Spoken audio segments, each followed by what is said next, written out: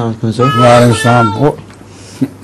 हाँ जी, ये अल्लाह अकबर बोलती रहती है। अच्छा जी, हुजूर को देख के उनको नमाज याद आती है। अल्लाह अकबर जी जी। जो इराकी इस वक्त जंग लड़ रहे हैं, क्या हम इसको एक जिहाद करार दे सकते हैं?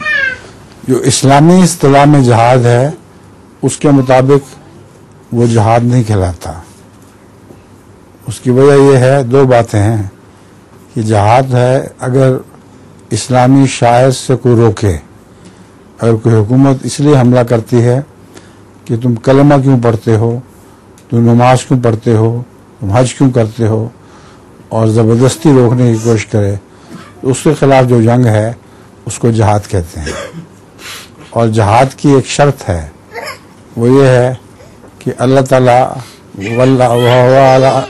अला नस्रहिम लक़दीर, कि अल्लाह ताला इस बात पर कादिर है कि जो मजलूम अपने वतन से निकाले जा रहे हैं, जो गरीब मारे जा रहे हैं, उनकी मदद करे और दुश्मन को ज़ेर कर दे।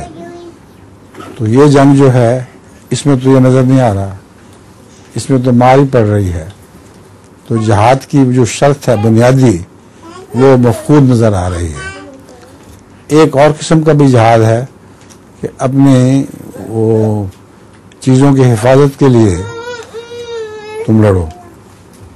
मसलन अब ये तेल के कुओं पर ही हमले कर रहे हैं, उनकी हिफाजत के लिए, इराक़ की प्रॉपर्टी की हिफाजत के लिए जो जंग की जा रही है, इसको दूसरी किस्म का जिहाद कहा जा सकता है। इसमें कोई शक नहीं।